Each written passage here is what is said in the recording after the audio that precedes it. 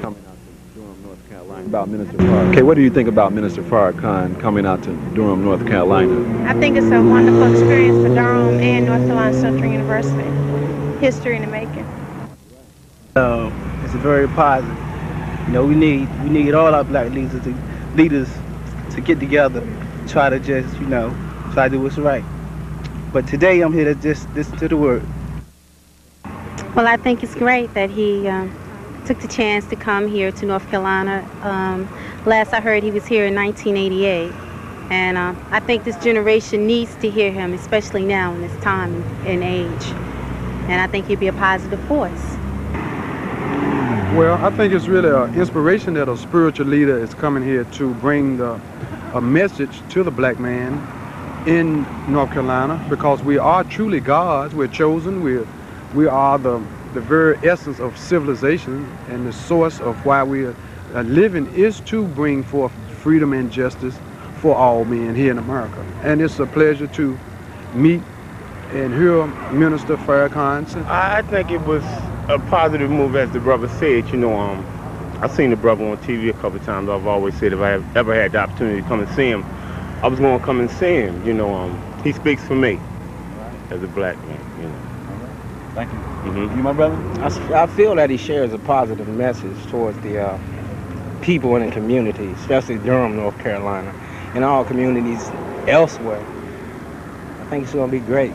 The will of God is His will to come out to North Carolina, because it's an unleveled society, and we need to level it off through him if necessary. I think that he's one of the most outspoken leaders in America. So basically, I just came because I wanted to hear what he had to say. Well, his coming to Durham, North Carolina is a big thing for the entire community, because he's a man of courage, he's a man of determination, and I like him not because of his personality, but because of the message he puts into the entire community, not only in the United States, but throughout the world, in Africa, in Asia, all over the world. He's well recommended. I think it's great that he's coming to Durham and coming to Central. Wonderful. I'm really excited. Really excited. I can hardly wait. In today's society, we need someone as a positive role model to look up to. Well, I think it's a great event. It really is, to have someone of his caliber to come and speak to the community. It's great coming to Durham. I feel good. I feel like it's a chance for all of us to see him and get to hear him for ourselves. There's so many things on the news about what people think he said, and so much bad publicity, and you get to hear what he's saying for yourself and then decide. I feel good about it. Hey, it's great. I'm from Virginia. I came all the way down here this weekend just to see Farrakhan because I miss him at home. I was out on business, but I'm going to see the man. I want to hear what he got to say. I think it's a wonderful occasion. I wish he'd come more often. And we need more people like him to influence our black youth today. So I think it's wonderful. I'm glad to be here. I agree with much of what he says, and I'd like to meet him in person sometime. I think it's going to be an experience. I've never heard him in person before, but I'm looking forward to it. And I'm excited about it, and I hope this will be the first of many visits for him. Thank you, sir. Let's put our hands together, Durham, and let's receive none other than the Honorable Minister Farrakhan.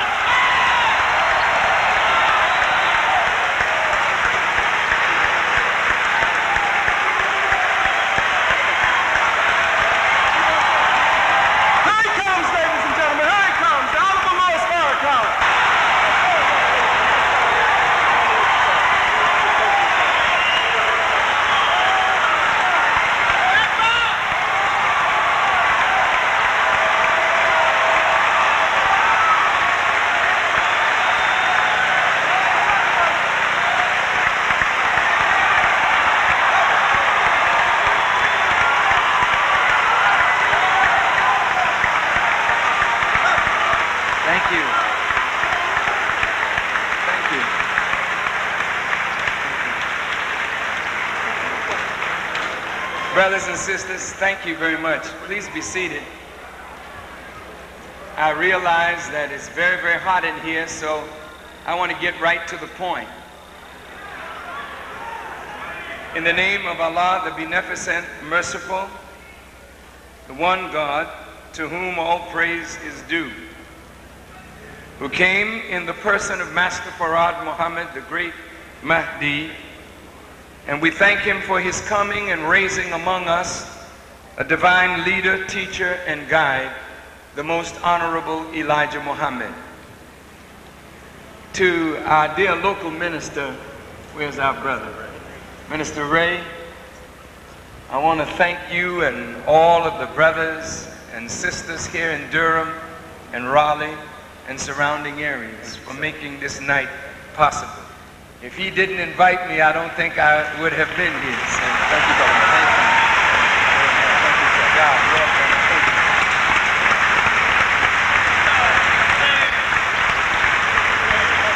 you. It's a real great pleasure to be back in North Carolina. I know it is exceedingly hot. If you could see yourself from here, just... And so I wanted to have just a nice, unemotional chat with you. To the college, North Carolina College. It's North Carolina Central, thank you. And to all of the students, professors, it's a great honor and privilege to be here with you in this steamy and hot but wonderful gymnasium. Tonight, I would like to raise a question with you. Are black organizations really our own? Are black organizations really our own? America is not apparently ready for a free thinking, free acting black man or woman. America and those in positions of power seem to like us most when we are more responsive and responsible to them than we are to the needs, hopes, and aspirations of our own people. You, as college students and as intelligent black men and women, must understand that those in power are very afraid to see us move in a free direction. And so those in power and those behind the scenes will do everything they can to thwart the direction of those who want to chart a truly independent course that will lead to the ultimate total liberation of all of our people, not only here in America, but in the Caribbean and throughout the world. And so tonight, I wanted to talk to you about why it is necessary for us to rethink our direction and rethink how we can truly make black organizations our own. Yes, sir. Yeah. Just this past week, we learned that the most respected and revered civil rights organization, the NAACP, saw fit to oust the Reverend Ben Chavis. Some agreed with that decision, others did not. The question is whether the Reverend Ben Chavis charted a proper direction for the organization. I will leave the right or wrong of the arrangement that was made with Mary Stansel to the internal mechanisms of the NAACP. But the direction of the Reverend Ben Chavis, we must assess it. And is the fact that the $64,000 and the $333,000 arrangement that the Reverend made through the lawyers of this woman, was that really why he was ousted? Or was there a deeper hidden agenda involved?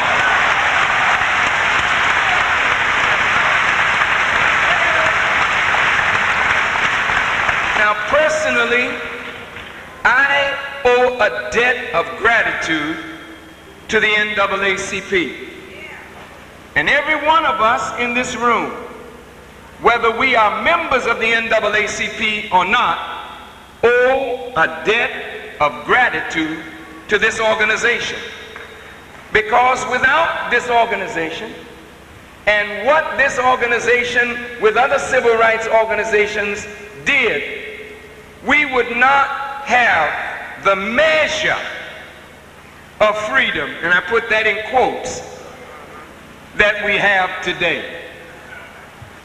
I grew into consciousness from the reading of the Crisis magazine when I was a little boy, reading the writings of W.E.B. Du Bois, who at that time was a member of the NAACP. W.E.B. Du Bois will go down in history as one of the greatest thinkers that has come from among us. But he too was ousted from the NAACP, even though he was a founding member. Now, why? Are black organizations really ours? And if they're not, what must we do to make black organizations truly ours and black leaders free enough to lead us? Because if the leaders are not free, they certainly cannot lead you to liberation. And I respectfully suggest that no black leader today that has national prominence, with the exception of myself, is really free to talk to you like real men and to lead you in a proper direction. None of them are free.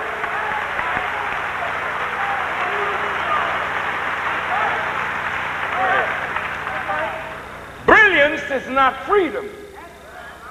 Eloquence is not freedom.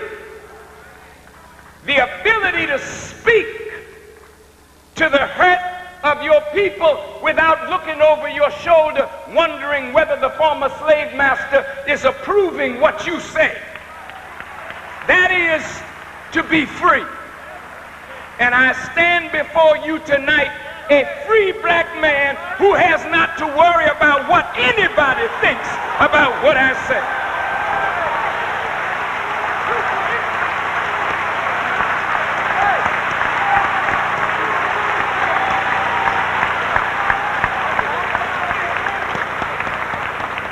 This is why Farrakhan has a level of popularity that no other black leader enjoys. It's not because I'm better, it's because I'm freer to speak the truth. And that's exactly what our people need, is more truth. You shall know the truth, and the truth shall set you free. But if your leaders are afraid to speak the truth, because somebody may pull a plug on them,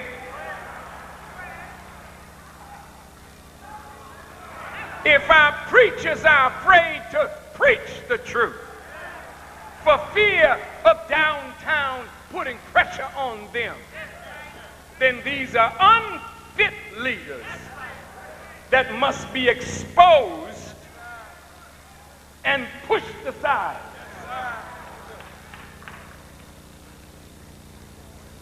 Now, what was Dr. Chavis's crime?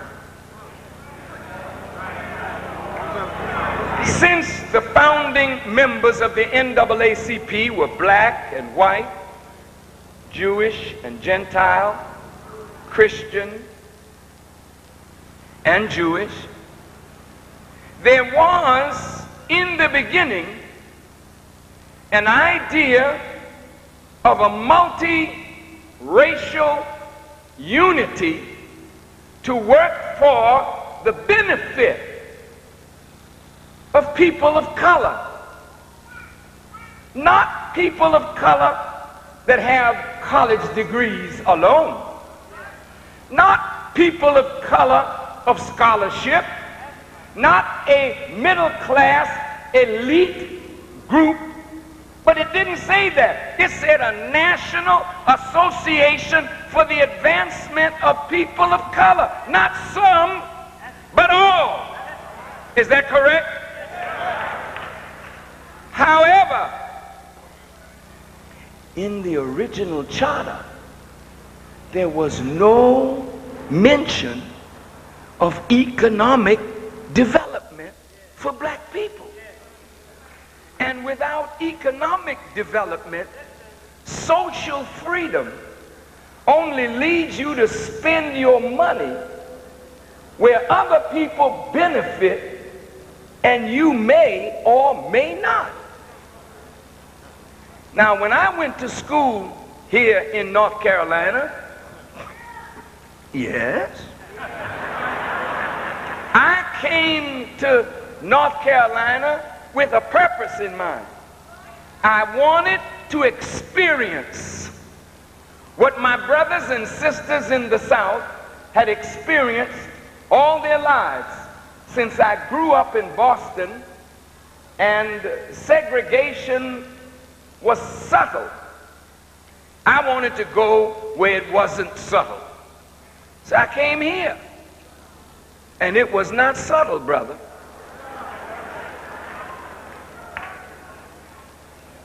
And in North Carolina is where I decided that I was going to be a Muslim.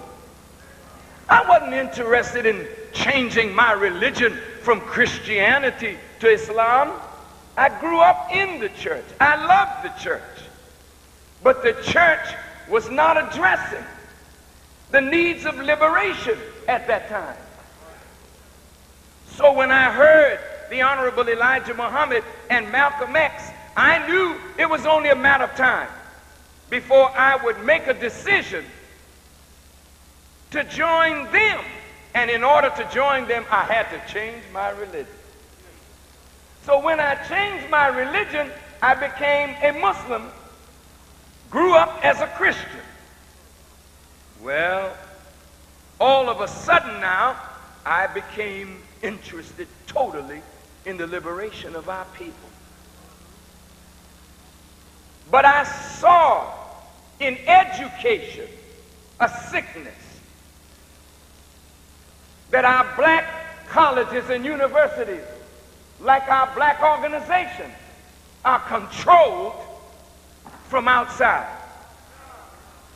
Even though you pay your money to get an education, the curriculum is designed by people who design a curriculum not to make you free, but to make you fit in a system that is diametrically opposed to your freedom.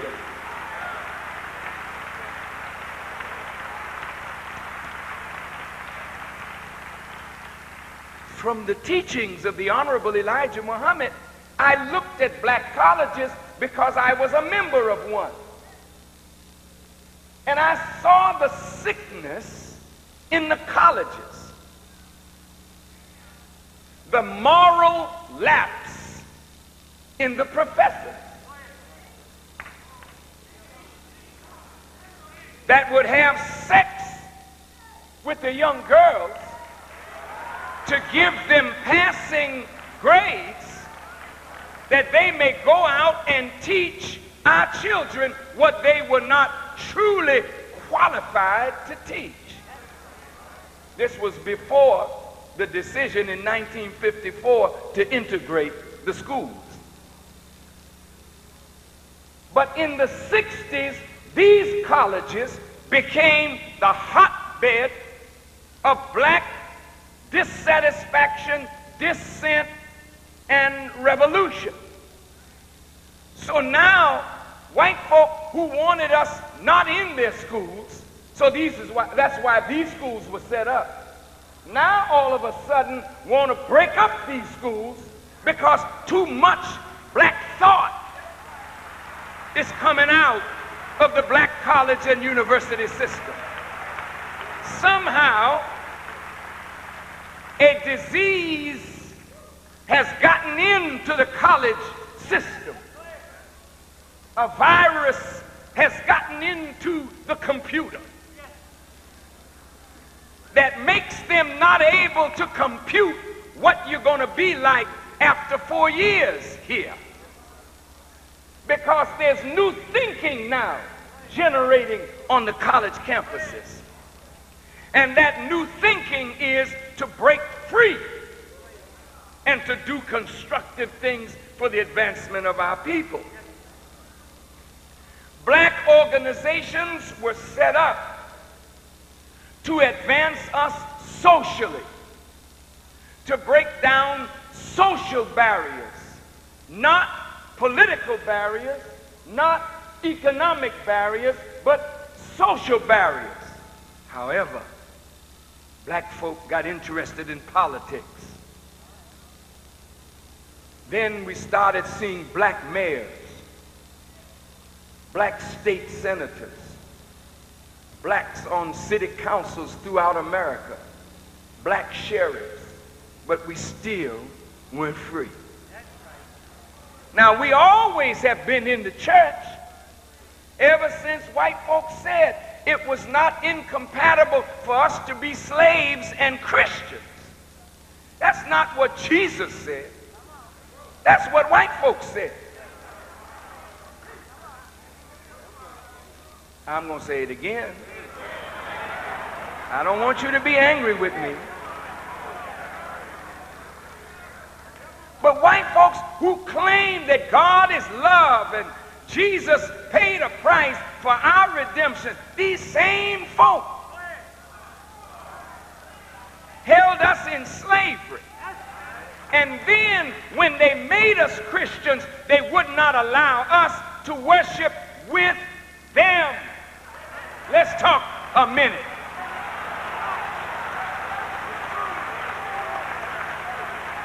We worship in the field. And the field hands that worship out of the field hand religion came the black church experience. You wanted to be First Baptist?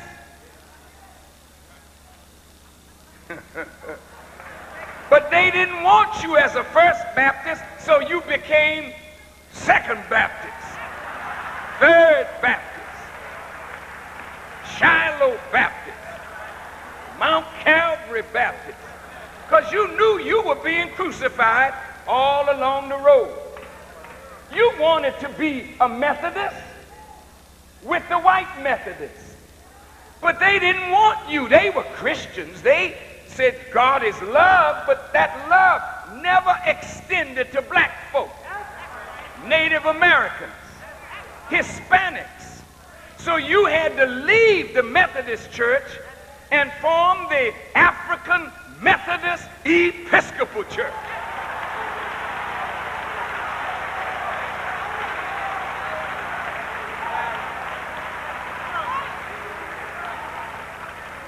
Some of you that really got accepted became Unitarians.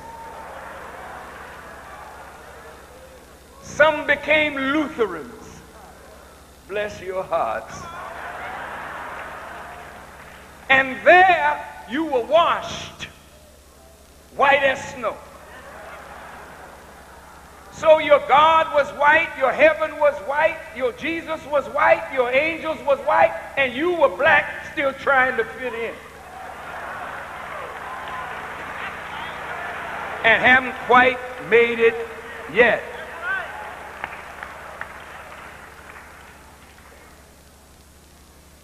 Now I notice, I could be wrong, but I notice that even though we tried to integrate the schools,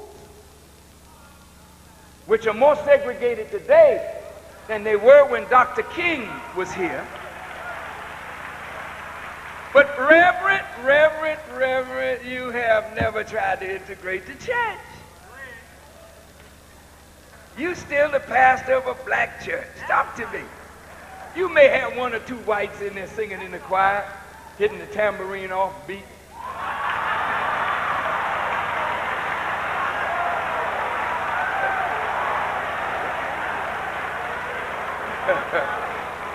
But by and large, Reverend, you got a black church. Isn't that right? And you're happy with your black church. Because white folk don't want to hear you preaching to them. I mean, they're trying to hoop a little themselves today. I listen to them on television, trying to get a tune in their voice. They haven't quite made it yet. They got to the crying stage. And so,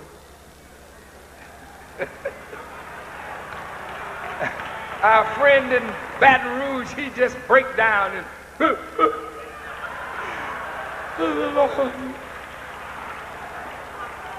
he'll hoop in a little while.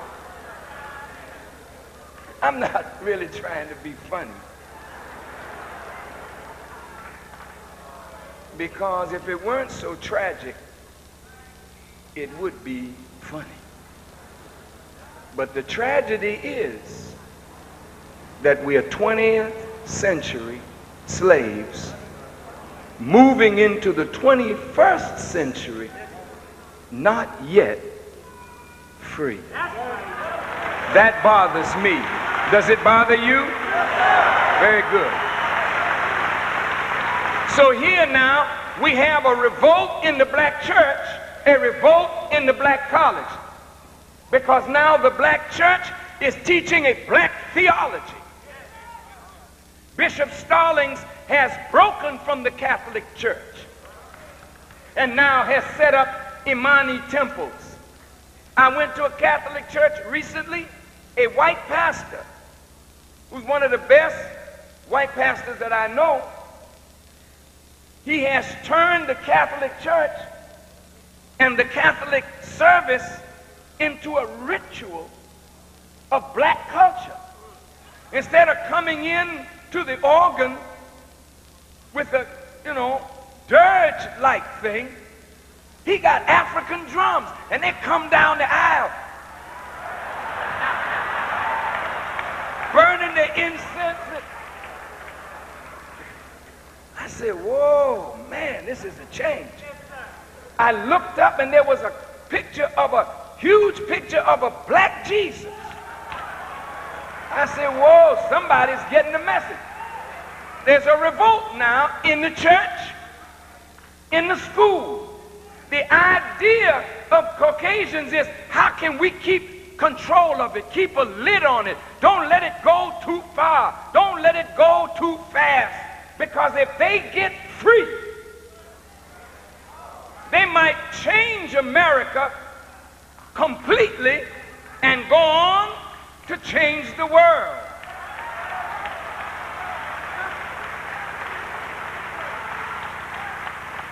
When I was in North Carolina, we had insurance companies, we had banks, we had bus companies, we had our own gas station, restaurant, motel, hotel. They weren't as fine as these big ones, but they were ours. The moment desegregation became a law, or integration became the law, we didn't integrate the neighborhoods, we didn't integrate the schools. What did we integrate? We integrated the hotels, the motels, the businesses. So the millions of dollars, the billions of dollars that were coming into our hands began to leave our community, building up every other community, leaving our community poor, ragged, hungry, naked, and out of doors, looking to a mystery God to come down from the sky and help us out.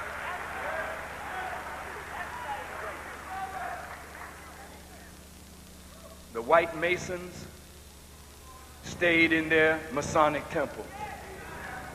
The black Masons stayed in theirs.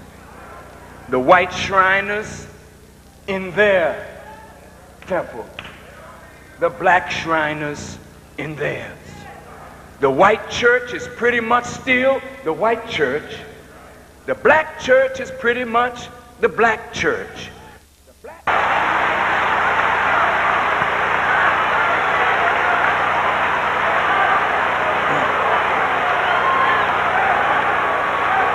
The lights can go out, but the light that's in our mouths, that'll never go out.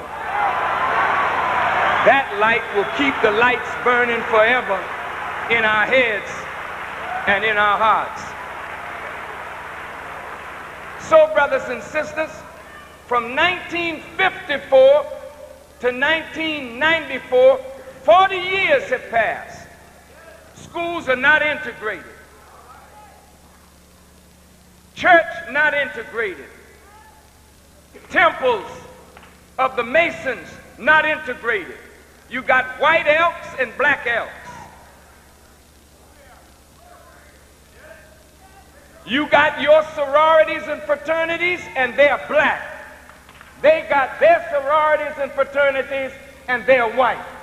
You're not integrating Delta, you're not integrating AKA, you're not integrating Omega, you're not integrating Alpha, and you are happy with your black fraternity. Why aren't you happy to be with your black self? What is wrong with us being together as a family? I'm for integration. What? Of course I'm for integration. When I was in college, or rather in high school, they had an axiom that the whole is equal to the sum of its parts. And an integer is a whole number. So when you're going to integrate people, you're going to integrate them to make the society whole. So to make the society whole, then each part must belong to in order to be made a part of. If I got 4 pieces of apple pie and 4 pieces of bean pie, I had to talk about that bean pie. And I put these 4 pieces of apple and bean in a tin that holds 8 slices. I got 8 slices, but I don't have a whole pie. Because in order for it to be a whole, at the root, they got to belong. The bean is not related to the apple. And so it would take 8 pieces of bean pie to make it whole, or 8 pieces of apple pie. Do you understand what I'm saying? So how can you integrate with white people and you have not integrated among yourself?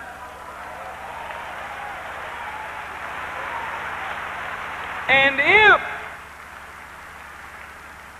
to integrate with your own people is illogical, then integrating with those who are the children of those who put you in this condition, how logical is that? And what has been the benefit to you?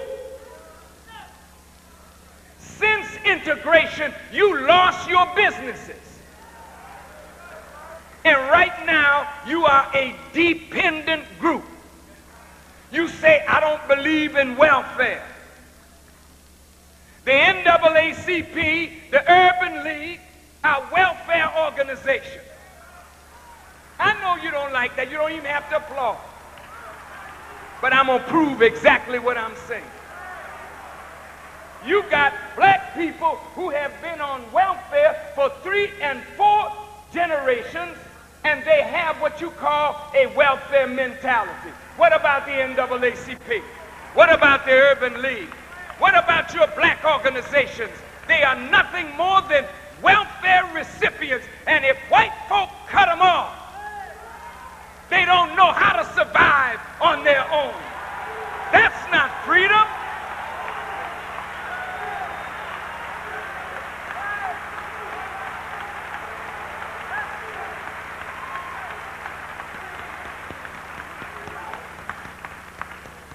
Are y'all all right? Now that's not racist. That's just truth. I love the NAACP. It's a very valuable organization. I love the Urban League. Very valuable organization. They do good work for black people, but to a limited degree. And Ben Chavis proved and exposed the root of it. That was not his intention. Ben is a Christian. Ben suffered as a man that wanted freedom for our people. That's why he went to jail. Ben worked for Christian organizations and Christian causes. He worked for racial equality and racial justice. Ben Chavis is not a racist. Ben Chavis is not anti-Semitic.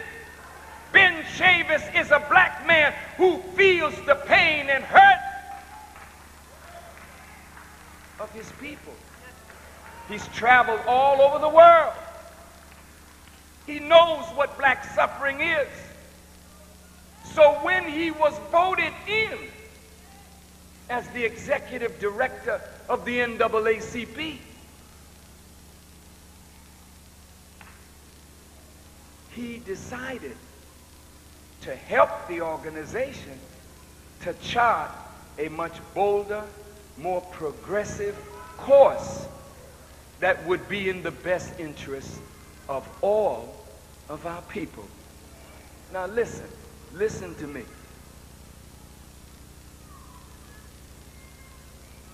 The black community has deteriorated so much that we are the chief destroyers of ourselves.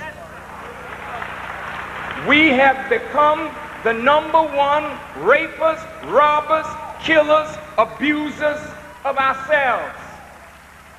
How can the NAACP, the Urban League, or any black organization be relevant and not deal with the pain that's in the black community and the suffering of black youth that make black young people feel alienated from their parents, alienated from the church, alienated from the school, so they find comfort with one another in gangs.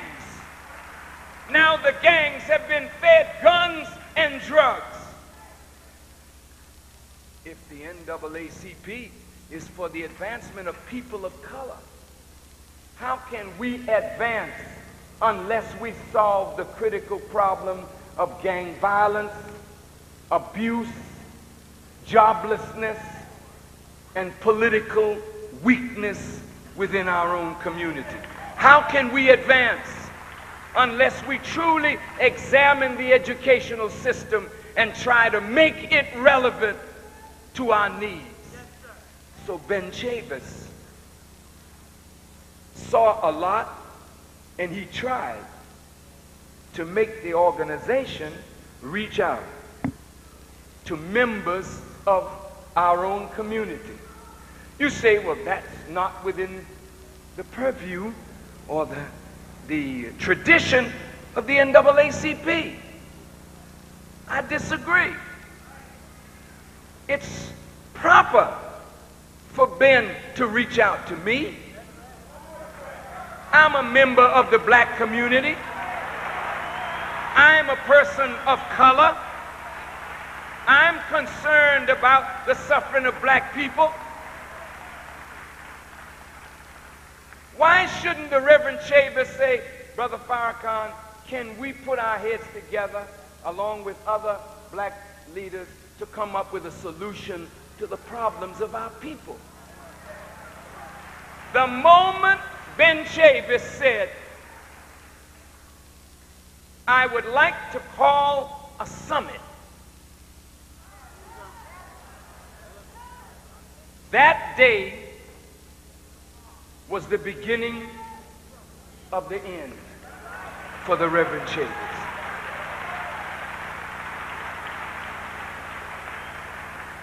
Reverend Chavis met with gang leaders. What's wrong with that? President Nixon met with communist leaders. He went to China. They were avowed enemies of America. He sat with them. You couldn't open your mouth even if you disagreed. President Reagan sat down with Gorbachev before the fall of the Soviet Union. Who opened their mouth saying he shouldn't do that?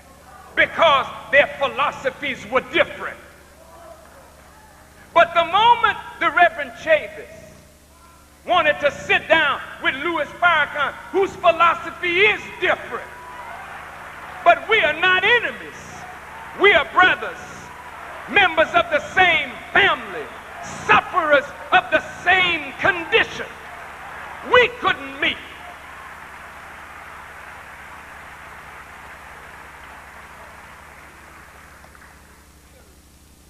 But what was it that they saw that they had to destroy? Let me tell you. The summit is the greatest thing that has happened in the 20th century next to the coming of God.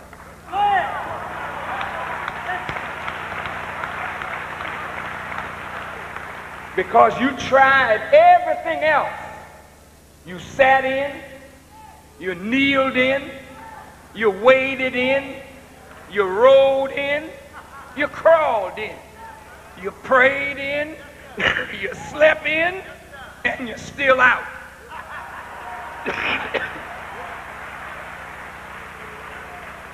You tried burning the cities down. You tried shooting your way in. You've tried black mayors, black Congress. You tried everything except unity of all of us together, charting a new course. You didn't try that. Our unity is more effective than an atomic bomb. Our unity is more powerful than any weapon that the enemy could master or muster.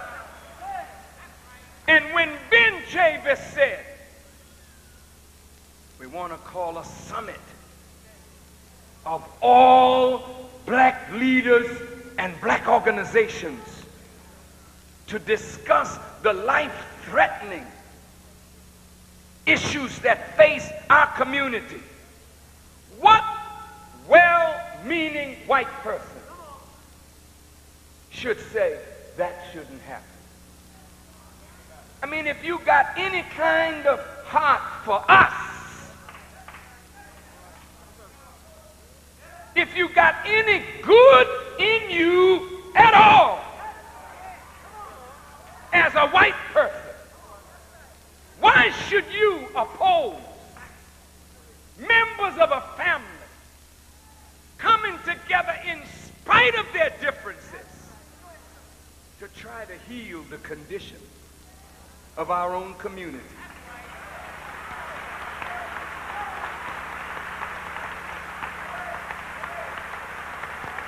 Betty Shabazz was in a room with Louis Farrakhan. That's not a joke. That's serious. Because Betty Shabazz feels the pain today of the loss of her husband, supposedly at the hands of black Muslims. Betty knows that I opposed Malcolm in his split from the Honorable Elijah Muhammad, and she wouldn't be caught dead in a room with me. But the hurt of black people was more important than her personal pain, so she came in that room.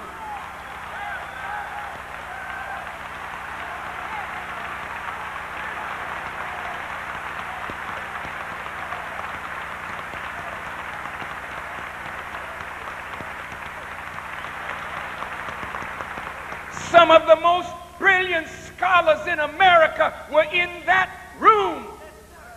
Nationalists, Pan-Africanists, integrationists, some of the most brilliant scholars of ours, right and left and center, were there. The Baptists were there.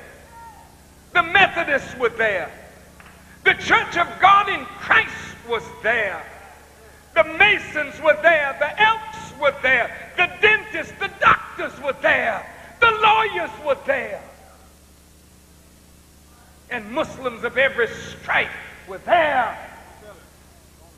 Hebrews were there. Because we recognize that the need of our community is so great that it's going to take the coming together of all of us to solve the critical problems that face our people. And the Reverend Chavis was the one who called that summit. And all of us responded to his call, not because of Ben Chavis. We responded to his call because he called from the NAACP, which all of us, even those of us who disagree with the NAACP, all of us had respect for that organization. So when he called from that organization, Jesse Jackson came. Members of the Congressional Black Caucus came. And there we were, together in a room for nearly 3 days. And it was so revolutionary. You know, all of us speak. Many of us are great orators. Many of us love the cameras. And anytime there's a camera around, we'll do a buck dance to get on the 6 o'clock news. But we did something revolutionary that night. We said, Reverend Chavis will speak for all of us, and we will remain silent, and we will help him formulate what he will say, speaking on all our behalf, and none of us will answer any questions from the press. We will refer it all to one man, the Reverend Chavis. And brothers and sisters, when the press said, and Minister Farrakhan, Reverend Chavis speaks for us. And Reverend Jackson, we were all silent. When they went back home, and we went back home, we went home to celebrate something wonderful that had happened, and they went home to plan its destruction. Now,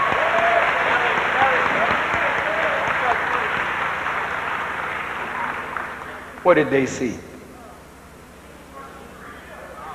Do you know a presidential election is coming up? in 1996. And no president has ever come before you and addressed a black agenda. You see, all the presidents put on a yarmulke and go to a Jewish synagogue. Talk to me. None of them have put on a dashiki and even faked some dreadlocks to come and talk to us.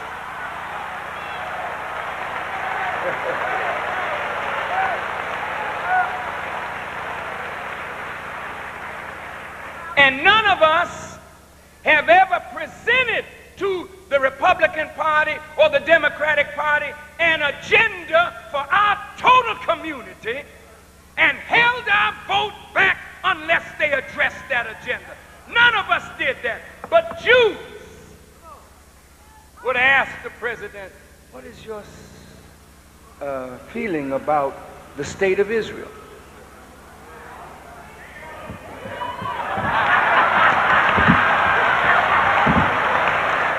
The dance would begin. And when they went out of there, you see them standing with members of the Jewish community. They had given the members of the Jewish community what they wanted. There's nothing wrong with that. That's what democracy is all about. But you and I and we have not had the unity to put those kind of questions to the Democrats or the Republicans. Now let's see what happened. The minute we left, we learned the NAACP had $3 million deficit.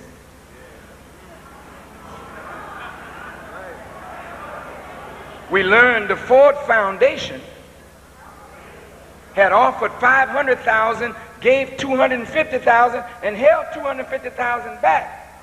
But they don't tell you not only why they held it back, but what were the terms to get the rest.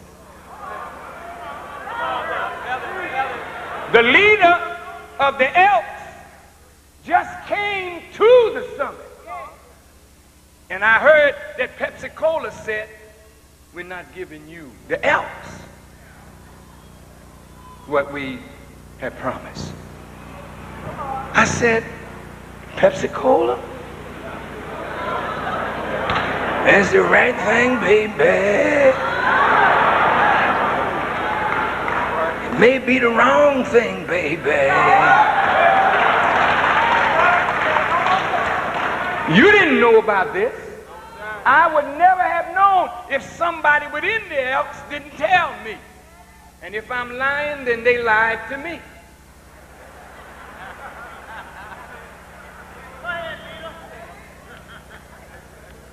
Control by the use of money.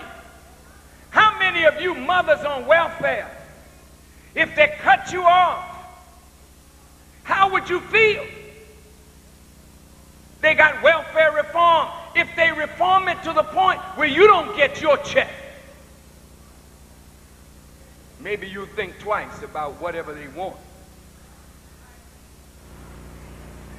Our people are not free.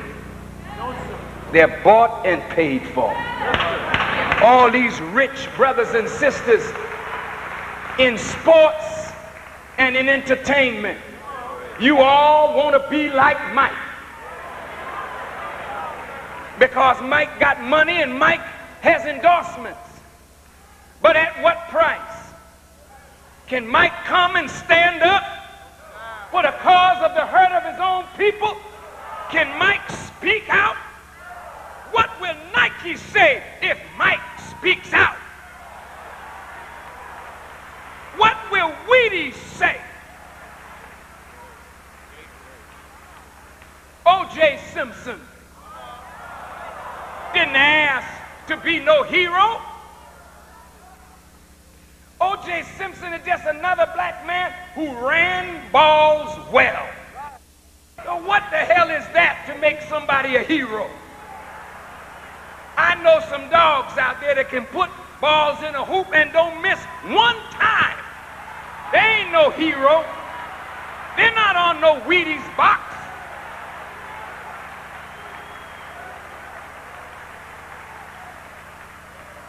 What the hell is so great about running down the floor and dunking a ball? It looks real good to me. Because I love the game.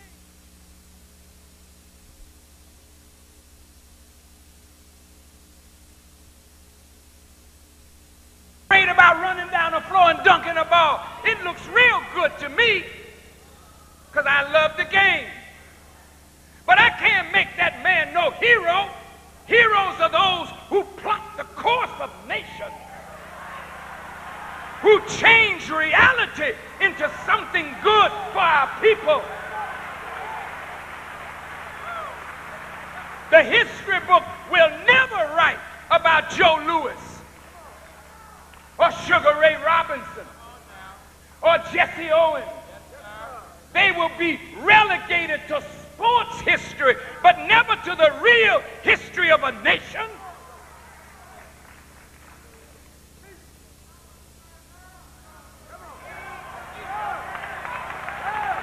O.J. Simpson, like most of our sports and entertainment figures, some of you right here tonight, who are some of the best ball players, best football players, best runners.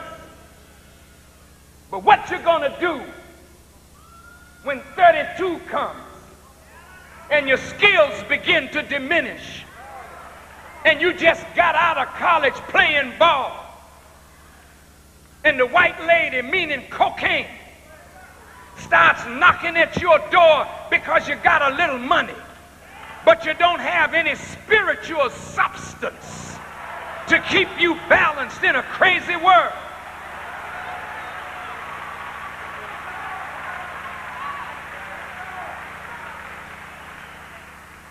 And I don't ever see any of you with a black agent, very few of you. You always come up with a white agent. A white man managing your books. Or a black one too that's crooked.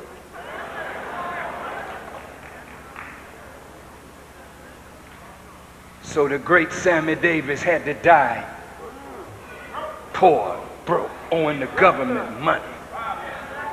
And his poor wife couldn't have the benefit of her husband's own estate. Clean him out. Red Fox had us all laughing. The big one. And when the big one came, the IRS took it all.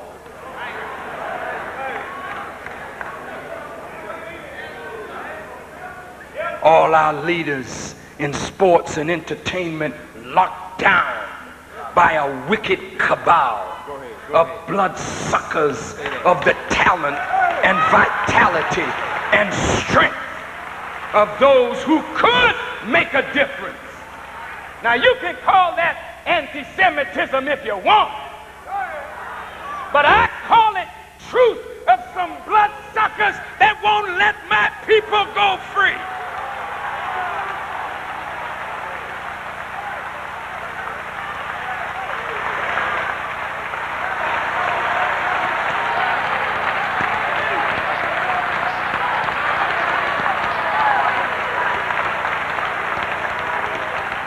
You think these artists that make all this money are free men and women?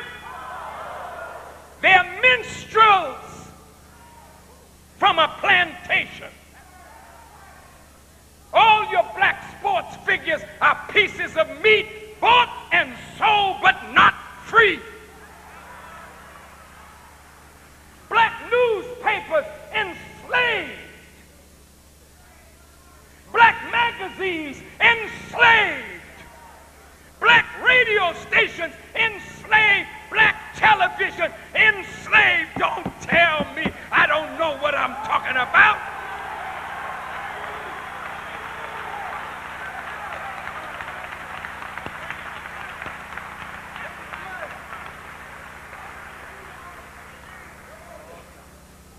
The liquor companies,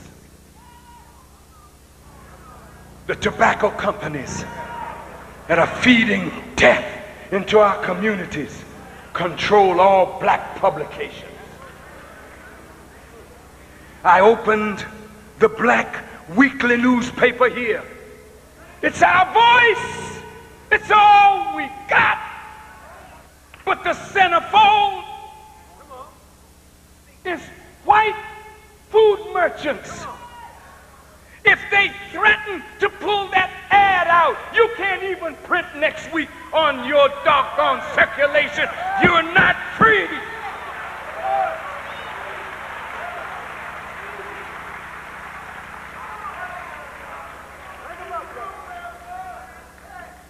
Riding into the black community in a Mercedes-Benz or BMW, living in a fine mansion don't make you free. You just a dressed up nigger on the plantation.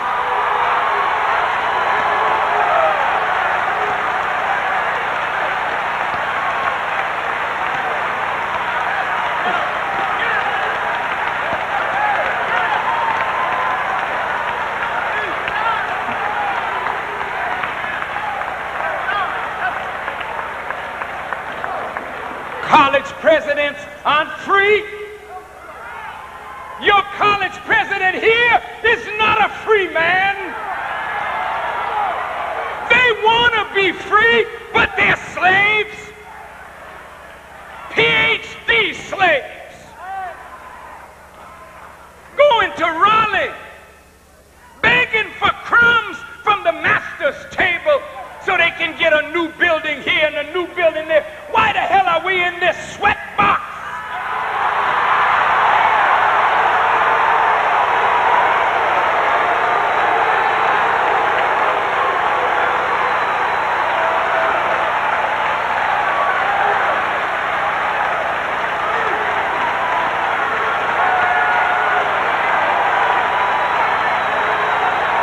With all the money that North Carolina Central, all the dignity that North Carolina Central has brought to this state,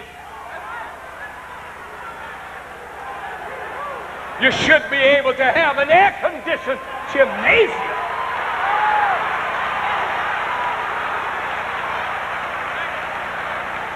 You're not free. And the worst part about it is you love being the slave that you are. You don't want to be free. Because in order to be free, you're going to have to take a bold step and your enemy may come out against you. But I say, let's bring him out.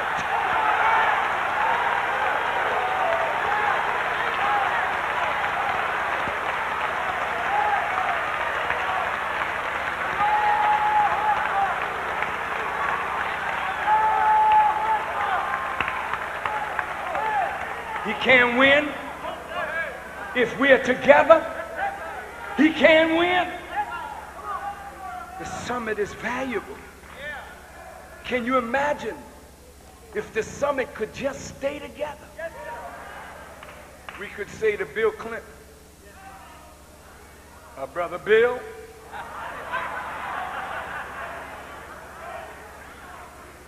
we know you love black people. And we know you play a mean tenor sax. As long as there ain't too many changes, chord changes in the piece. We want you to come and stand before the summit that represents millions of black people. And we have an agenda that we want you to address before we say, we're going to give you our vote. That's what they saw. Now they give the NAACP a little money. A little.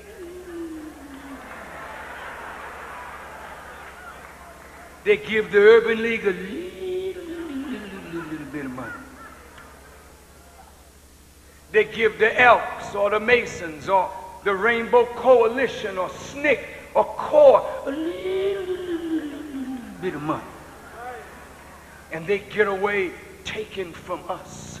Our purchasing power this year alone, according to what they say, will be $400 billion. NAACP has a $3 million deficit. What the hell are you sweating over? $3 million. If you got 600,000 members, 50 cents from each member would solve the problem. Who's lying about the membership?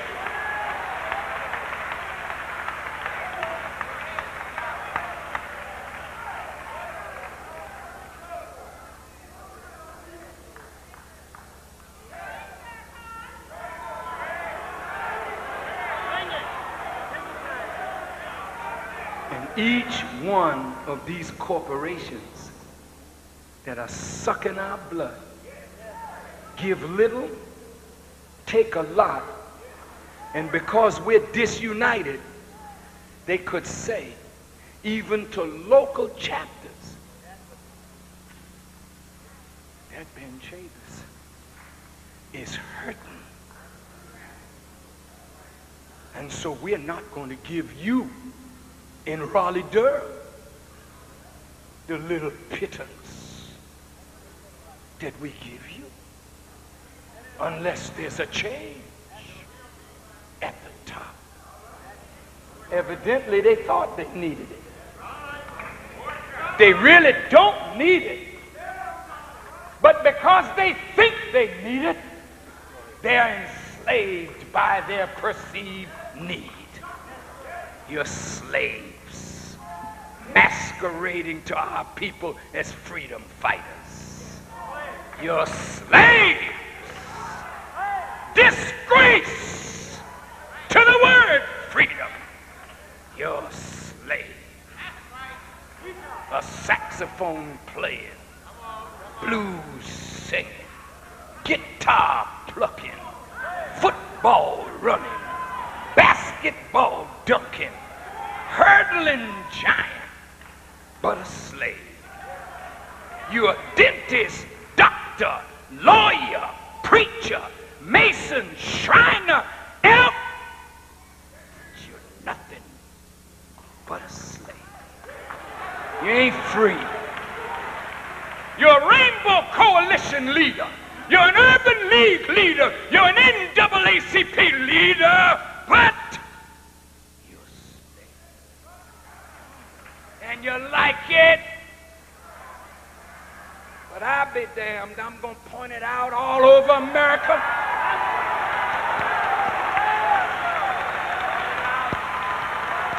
I'm going to lift my voice like a trumpet and expose everything that is a slave to the enemy. You have a convention, and we go. Thank you. My brother made a correction, not 50 cents a piece, but $5 a piece. Thank you.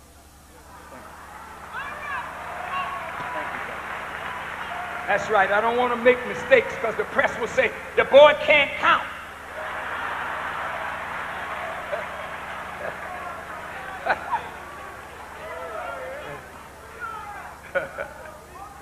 Thank you, brother. Thank you. That's why you got a brother to cover your back so that you can stay out front and play your part.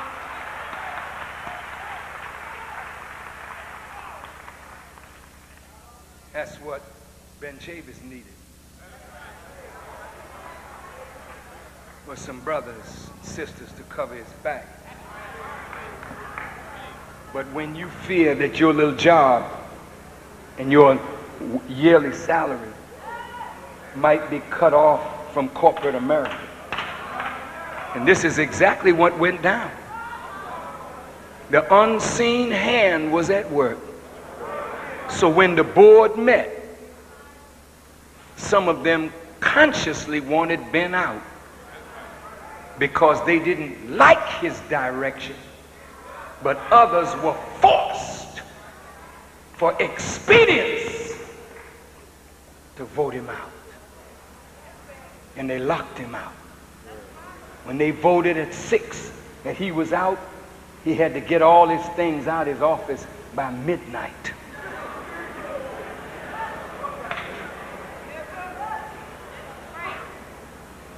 knocked him out.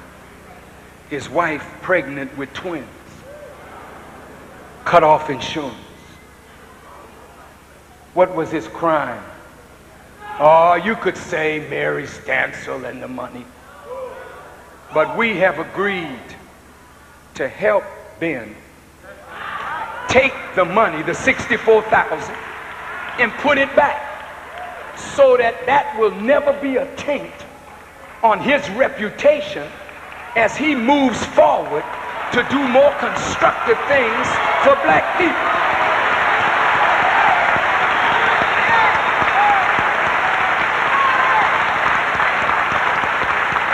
So if it's $64,000, don't worry about it. It'll be back in your treasury in a few days.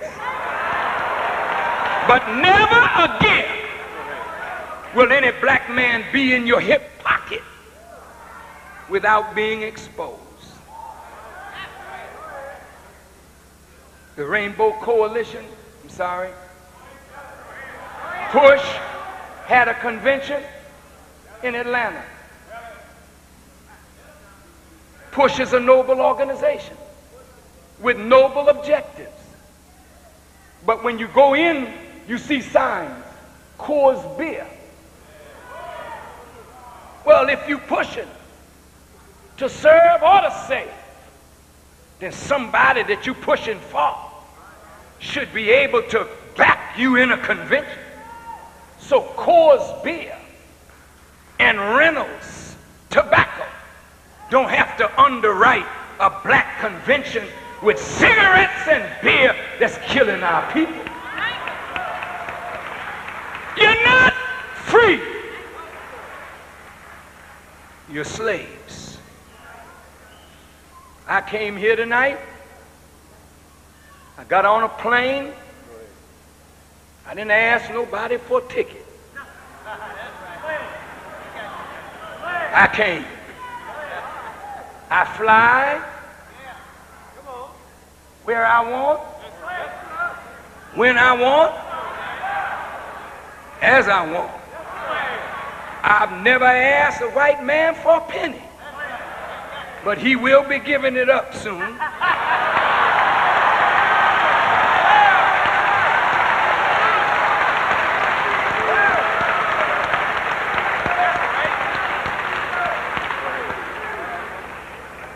I'm unbought, unbossed. That's why they don't like me. Because to speak like this, you're going to have to look over your shoulder.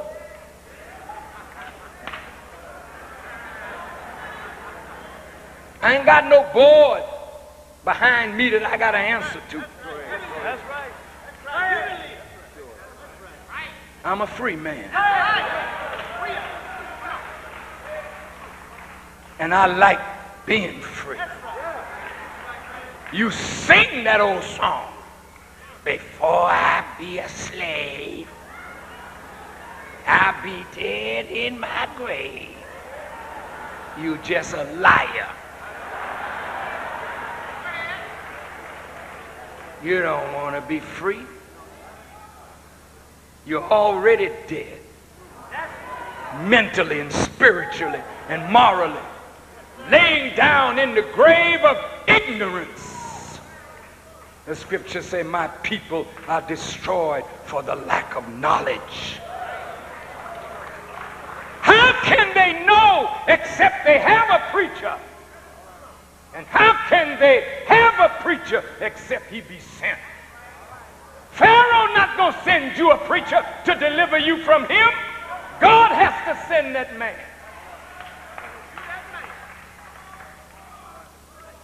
And whether you want to believe it or not, I'm that man that God has sent to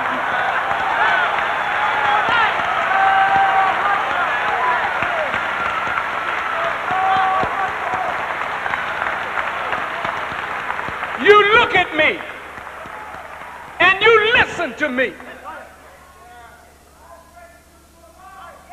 All you got to do is open your Bible and look at your Bible and listen to your brother. Watch the enemies that come out against me. Read your Bible, read your Quran, look at your brother. something that nobody in power likes. And many of my own people don't like it. But you can't stop me. Then who's backing me? If you backed by white people, backed by the government, backed by those in power, who's backing Farrakhan that he can buck them and keep on moving? Yea, though I walk in the valley of the shadow of death, I fear no evil, because God is with me.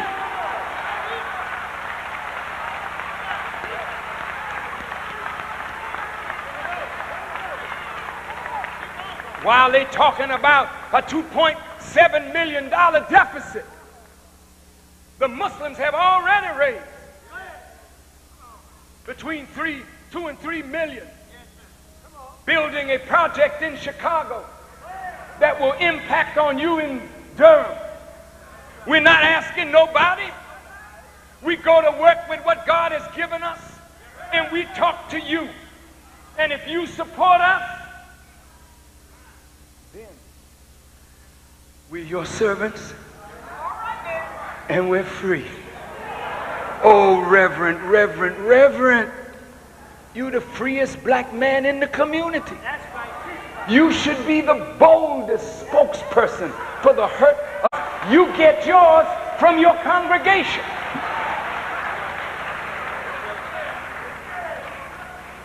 Jesse is wonderful, but Jesse ain't quite free.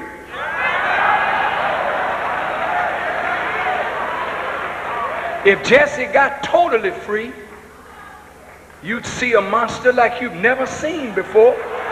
In terms of that man's ability, he's a giant. He got to get free. Ben is a giant who just got free.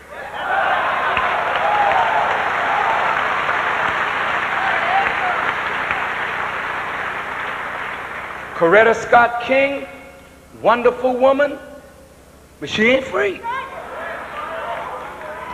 Our black caucus, most of them wonderful brothers and sisters, but they're just not free. They can only go so far. And you know what the limits are? Don't displease the master. When you get to the limit of their pleasure, then they apply the pressure and we cave in.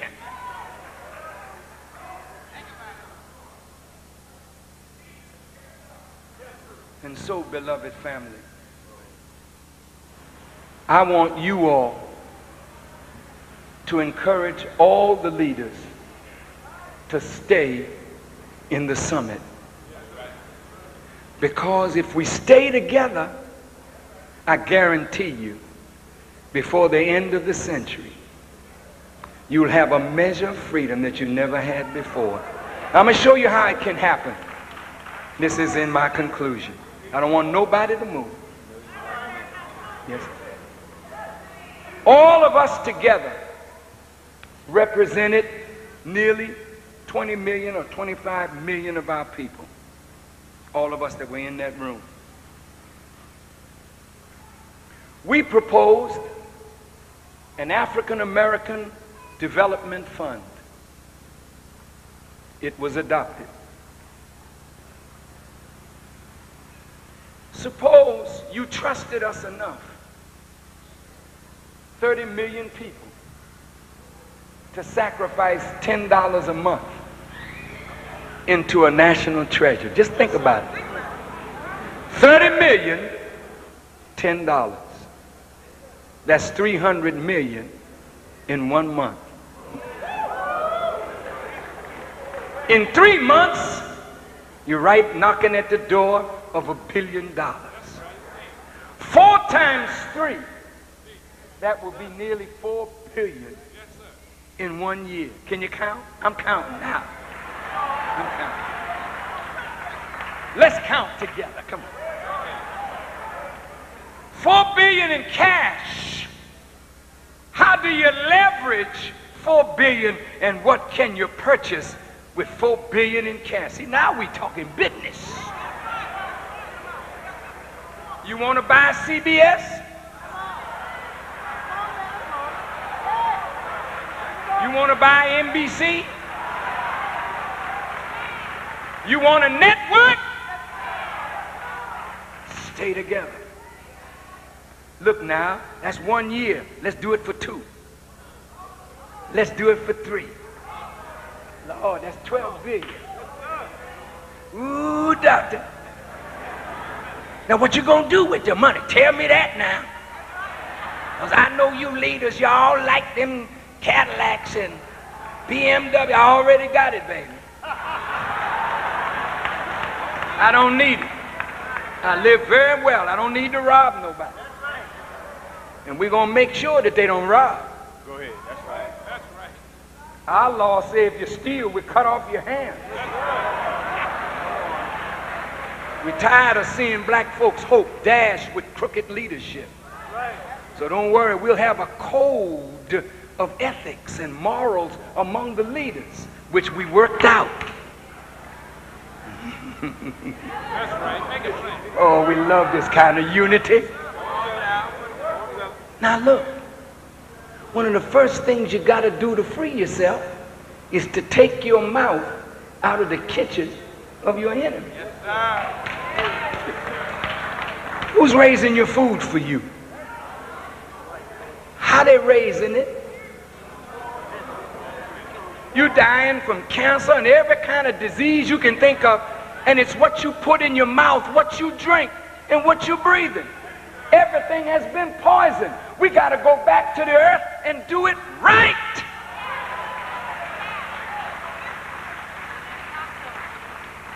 Land is the basis of all economic independence. You ready? Suppose now there's 30 million blacks. Each of them eat 1 slice of bread per meal. That's 90 million slices of bread per day, 630 million slices of bread per week, 32,760,000,000 slices of bread per year.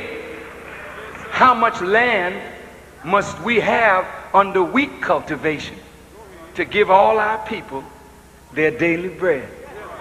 That's the way we start thinking. And we get enough land to grow the wheat that we can grind it into flour and then start making our daily bread. And then we ship that daily bread across the country to our people through supermarkets that we set up. We go on to the farm and you put up your canning factory. Yes, sir. Make it plain. In the spring you have your trucks bringing your produce to the major centers. Just look at yourself, man. You can do it, but you just ain't got vision. And where there is no vision, the people perish. Now you take that food for the winter, you learn how to can it. Call it your peas, your carrots, First Baptist corn, AME peas. I don't care what you call it. You can it, put it in your supermarket. Then from black radio and television, we tell our people to buy your own. So the billions of dollars that we spend on food that goes to the merchants of death comes right back to ourselves in our national treasure. Look at it. Did you used to pick cotton for white folk? What's that you got on? Oh, I got on some cotton. It's better with cotton.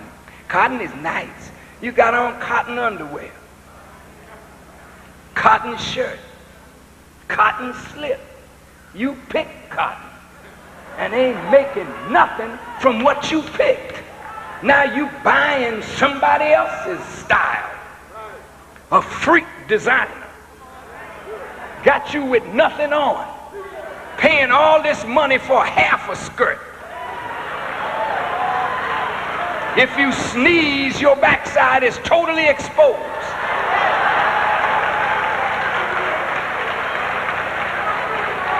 Making your men crazy as hell. Walking down the street, we know, brother, and you know, sisters, you're powerful. God made you that way. He shaped you up in a beautiful way that a man's eyes can't look at you naked and keep his head cool. Temperature go to rising. He can't help himself. So the freak stylists, they cut off your clothes to make your men indecent. Because where there are no decent women, you'll never find a decent man. Because you, woman, whether you know it or not, you are charged with the responsibility of protecting the moral environment. And when you take off your clothes and your breast is bouncing in the wind, and Mother Africa, meaning, you know how Africa looks on the map. I'm talking about that part. Bouncing in the wind, and you walking in these high heel shoes.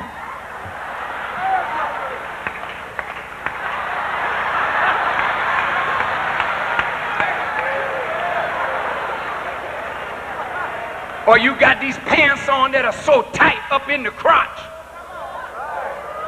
that you become an inverted triangle or pyramid. And you know we Egyptians, we love our pyramids. So we have it across the shoulder and down to the crotch, and our eyes are glued on the point.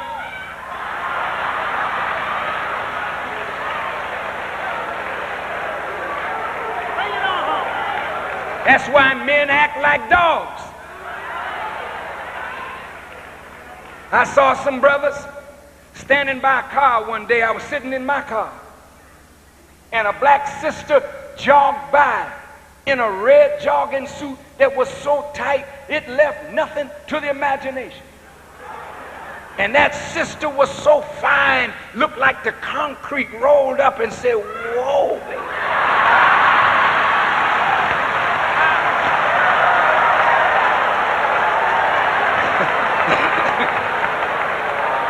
And when that sister ran by, the brother said, "Hey!"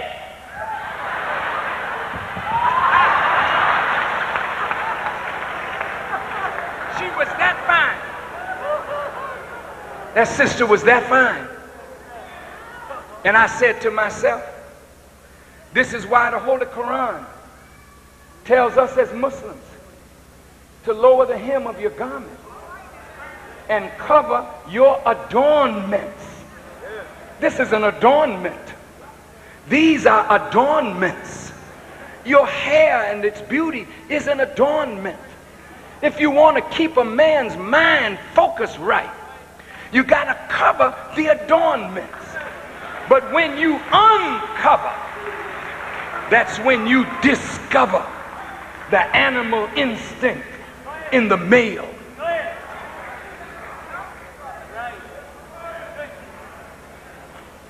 Well, you say he's a chauvinist. That's what he is. Oh, no. I'm not a chauvinist. I just know the nature of things as I have been taught by the Honorable Elijah Muhammad, and it's written in the Holy Quran as well as in the Bible. But who of us reads the divine books to be guided by the laws and principles that God laid down by his prophets? And so, brothers and sisters, these cotton dresses that you have, let's grow some cotton. You ain't got to pick it anymore. We got ways to do that today. White folk have developed a machine. With that money, we buy the machines. Pick the cotton, turn the cotton into lint, turn the lint into cloth. Then set up factories in the major centers across the country. And we start making underwear for black folk. White folk can wear them too, because we're going to make them right.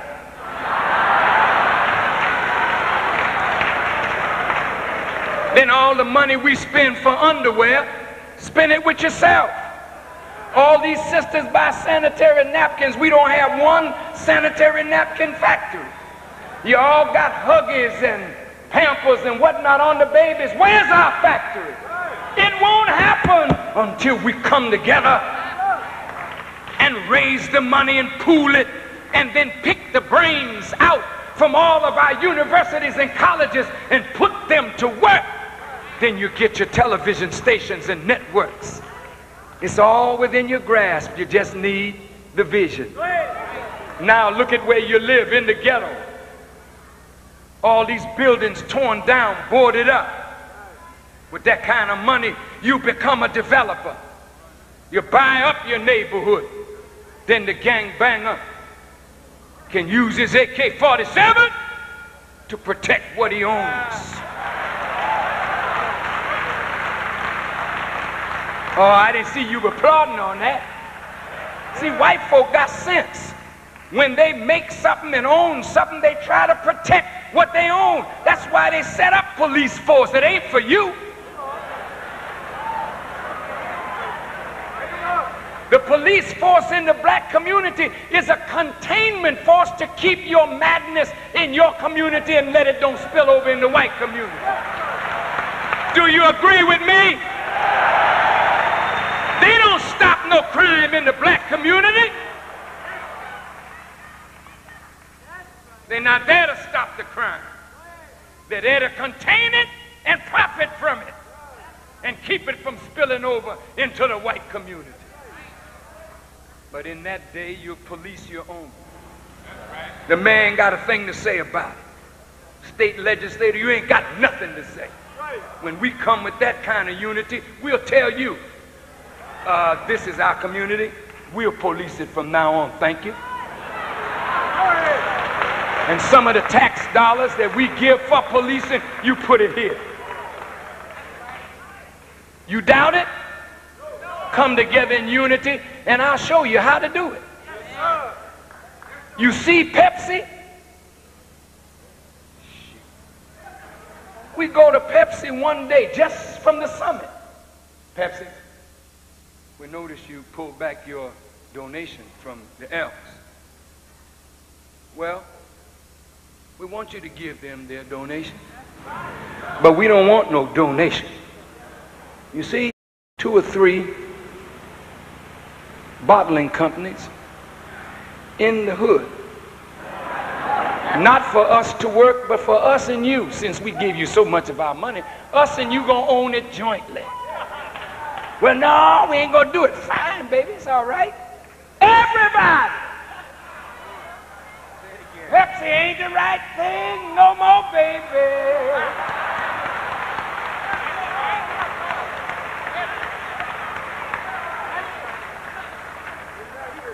And my wonderful blind brother better not sing that commercial one more time. After a little while, when you start using your money effectively, Pepsi call up. Summit? Yeah. We're ready to talk. He thought so. And we carve out a few cities, set up the bottling factory. We can calm down crime. That's good for business. Then after we leave Pepsi, we go to Coke. Then after we leave Coke, we go to General Motors. They look at all the cars. See all the money you put in General Motors? What the hell has General Motors done for you? Nothing. But as a summit, if we declare we ain't gonna buy no more General Motors gonna do something. Chrysler gonna do something. Ford is gonna do something. Toyota gonna do something. Was it Mitsubishi? Yeah. One of them BC's gonna do something. They gonna do something. Well, that's what they call Mitsubishi. They gonna do something. Brothers and sisters, you poor, raggedy, hungry, naked, and out of doors because you're not free and you're not in unity. But if we say from this day forward, look, I may not agree with everything Farrakhan said, because you don't agree with everything your mother said, but you love her to death, don't you? Catholics don't agree with everything the Pope says, but they're not revolting to pull him down. So I don't care if you don't agree with me 100%. But look, did what I say today make sense?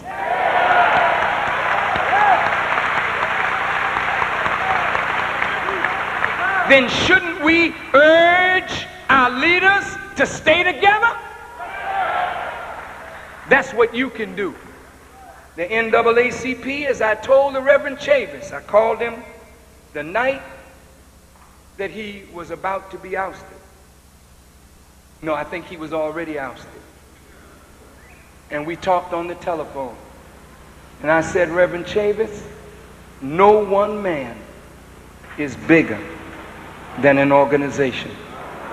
And even if we disagree with what an organization does, we must determine, does the organization have value?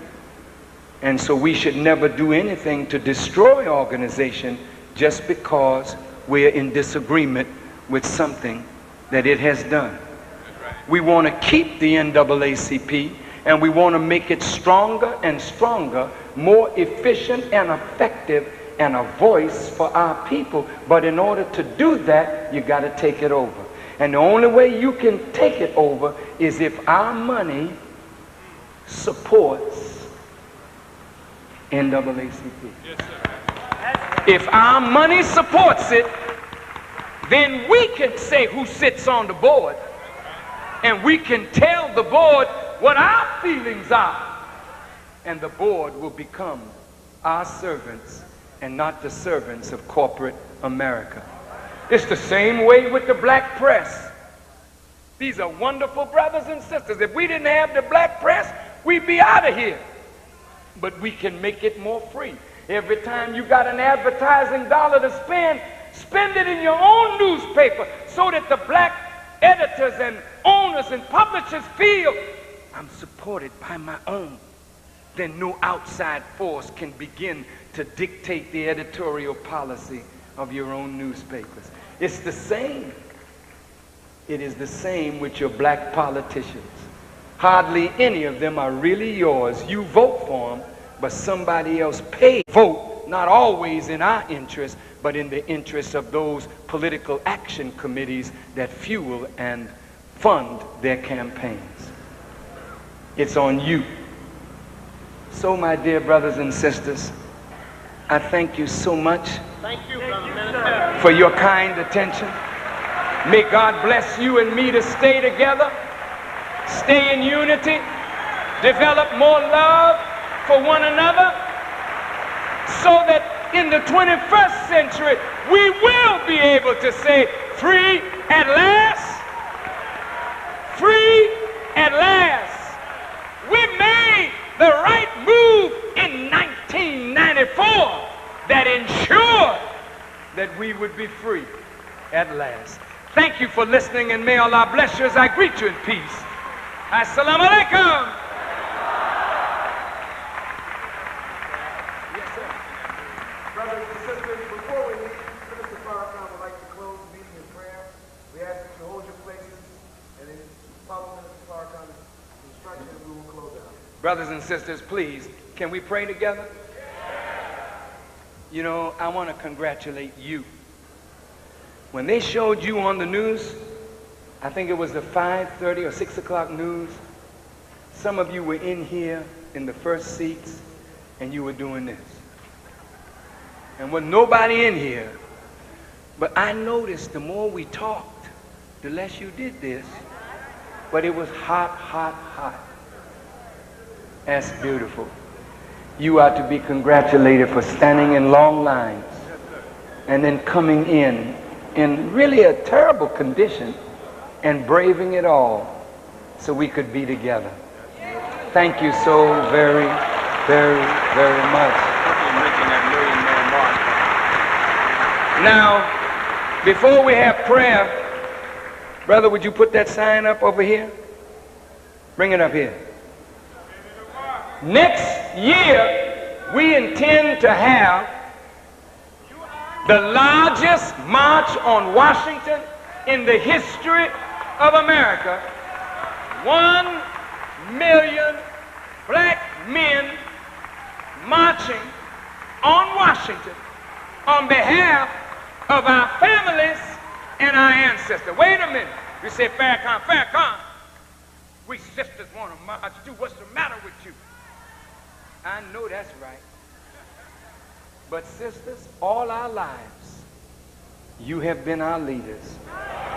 All our lives, you have been the one to chart the course for us, and we follow. And all our lives, you have wanted us to one day be the men that you could admire and take the point. Well, now I'm asking all of our sisters on that day, we stay home. And the brothers, we marching on behalf of our wives, our children, our mothers, our grandmothers, and the ancestors that died in the struggle. 1 million men strong in Washington to shut the city down. Shut it down. Without firing a shot, do you know what 1 million black men would look like? And on that same day, we want all our women to take the children. They don't go to school that day. They're in the house. We're teaching them the value of our being in unity. We don't go to the supermarket. We don't go to the bar room. We don't spend money with no merchant. If you want to get food, get it the day before or the day after. But that day we shut America down. Shut her down. Shut her down. Let her know what 1 million black men without a gun in our hand can do in unity. And let us present our case before the government for reparations. You gave the Japanese money, and all you did was put them in concentration camps and confiscate their goods for the duration of a war. But we've been here for 440 years next year and suffered every year, and we have never been compensated for what we did to make this country what it is. So why should black men who fought and died for America in all her wars be living under bridges and cardboard boxes, while the rich who never go to war and use the poor to die to keep them rich and free can live in fine mansions? That's over with. You march with me. We ain't going to have a picnic. We're not skinning and we're not grinning. We're serious black men. And I guarantee you, you'll start seeing changes in America because you've come of age and your unity demonstrates your and my and our maturity. And if we would do this, look at 1 million men. I'm going to ask all of them. They don't have to do it. I'm going to ask them. Get out of the Democratic Party. Get out of the Republican Party. Now, those of you who hold office, you can't do that because you on that ticket. You stay there. But we, the masses, are going to become independent. And then we're going to do like Ross Perot. We're going to make everybody come and kiss our ring if you want to be elected. Ross Perot had everybody dancing. And if you don't think that what we represent is the balance of power for all these white folks to get into office, just come on. That's right. And do it one time. I want the Native Americans to join with us. And I want the Hispanic brothers and sisters, brothers to join with us, because it's the Native American, the black, the brown, and the red that are catching hell along with poor whites. We ain't gonna tell the poor white that you shouldn't come out, but we'll just speak for you that day.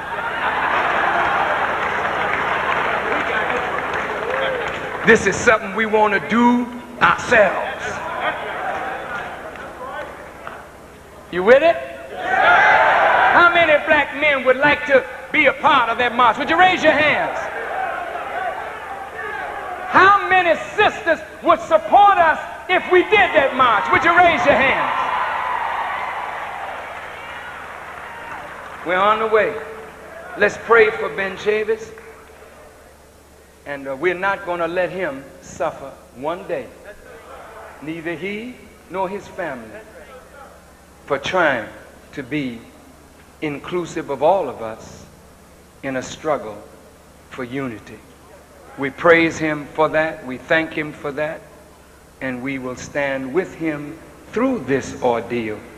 And he will never lose one step, because we believe that he's going to be elected as the convener of the summit. And we're going to continue to work to keep the summit alive, so that all these things that I talked to you about today, in theory, you'll see them in actuality if we just can stay together. Let us bow our heads in prayer. قل أعوذ بالله من الشيطان الرجيم بسم الله الرحمن الرحيم الحمد لله رب العالمين الرحمن الرحيم مالك يوم الدين إياك نعبد وإياك نستعين اهدنا الصراط المستقيم الصراط الذين أنعمت عليهم غير المغضوب عليهم ولا الضالين. In the name of Allah, the Beneficent, the Merciful. Praise be to Allah, the Lord of the worlds, the Beneficent, the Merciful, Master of the Day of Judgment. Thee alone do we worship, thine aid we seek. Guide us on the right path, the path of those upon whom you have bestowed favors, not the path of those upon whom wrath is brought down, nor of those who go astray. O Allah, we thank you for this meeting in Durham, North Carolina. We thank you for each and every brother, sister, visitor, or friend who came. We pray that what we have said in your name has touched the hearts of those of our people who see that our unity is the answer to 90% of our suffering.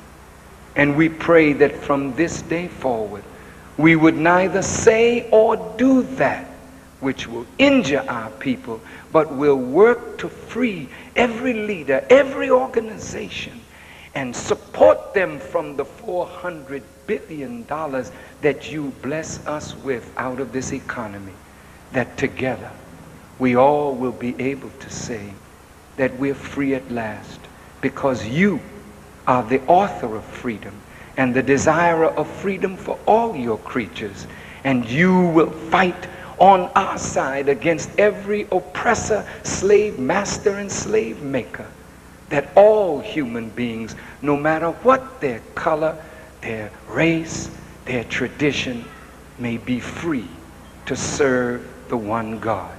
We ask all of this in your holy and righteous name. I bear witness that there is no God but you, and I bear witness that Muhammad is your messenger. Ameen. Thank you, brothers and sisters. May Allah bless you all. Assalamu alaikum. Allahu Akbar. Allahu Akbar. Allahu Akbar. Allahu Akbar. That means God is great. Thank you. Let's give the Honorable Louis Farrakhan a tour round of applause, brothers and sisters. Let him hear it as he leaves the auditorium. We've been well taught at North Carolina Central tonight. As Minister Farrakhan leaves the building, please be reminded your weekend is not complete without a visit to Muhammad Mosque number 34 at 1109 South Roxborough Street right here in Durham, where Minister Ray Muhammad will host us on Sunday at 2 p.m. For more information about your mosque here in the city, call 687-0673. We remind you that